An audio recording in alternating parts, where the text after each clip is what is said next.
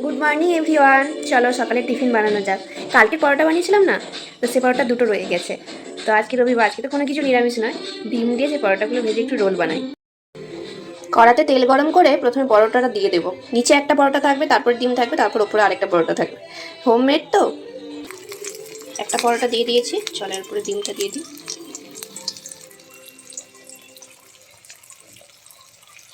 নিয়ে দিলেই ডিমটা থাকবে, কিছুটা শক্ত হয়ে যাক, তারপরে এই যে আরেকটা পরোটা রয়েছে ওপর থেকে দিয়ে দেবো। তো চলো দিয়ে দিই। তো ব্যাস, একটু হালকা করে হাত দিয়ে প্রেস করে দেবো, তাহলে দেখো কি সুন্দর বেরিয়ে যাচ্ছে। এবার খুন্তি দিয়ে উল্টে দিই। ওর নিচে লিক হয়ে গেছে, ঠিক আছে কোনো ব্যাপার নেই। আরে উল্টোতে পারছি না, ইয়া পেরেছি। ভাজা হয়ে গেছে, দুটো দুই থেকে ভেজে নিয়েছি। তবে এদিকটা একটু ক্রাঞ্চি হয়ে গেছে, তেলের মধ্যে অনেকক্ষণ ছিল। এই দিকটা ঠিক আছে, খেয়ে নেবো, খাওয়ার হলেই হলো। বন্ধ করে দিয়েছি গ্যাসের ফ্লেম। ওদিকে পেঁয়াজ শসা, শসা নেই, কী বলা যায়, হ্যাঁ লঙ্কা লঙ্কা আর পেঁয়াজ কেটে রেখেছি, আর সসটা নিয়েছি। এইভাবে রোলটাকে সাজিয়ে নিই। পেপার দিয়ে আর রোল করবো না, আমি তো এক্ষুনি নিজেই খেয়ে নেবো, কারোর জন্য তো আর বানাচ্ছি না। একটু ঝাল ঝাল হবে,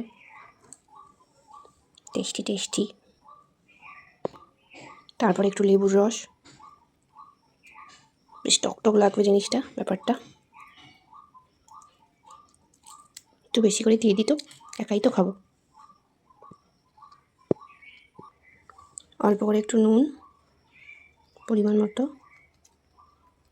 যেহেতু লেবু দিয়েছি সেই জন্য একটু দিতে হবে, নয়তো টকটক লাগবে।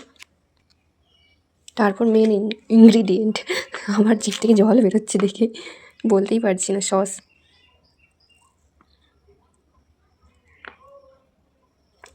চলো এবার এটা রোল করার পালা। পেপার দিয়ে আর রোল করিনি, এইভাবেই রোল করে নিয়েছি, দুটোকে একসাথে পড়ে যাচ্ছে। চলো খাওয়া যাক। এই দেখো, চলো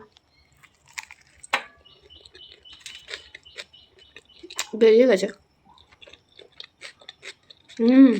কেমন ঝাল টক, সসের একটা মিষ্টি ফ্লেভার, বাহ দারুণ বানিয়েছে।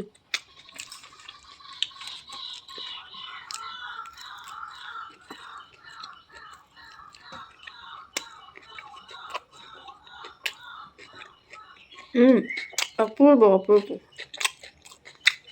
আমি কাল থেকে ভেবে রেখেছি, যদি পরোটা রয়ে যায় বা কেক রোল বানিয়ে খাবে।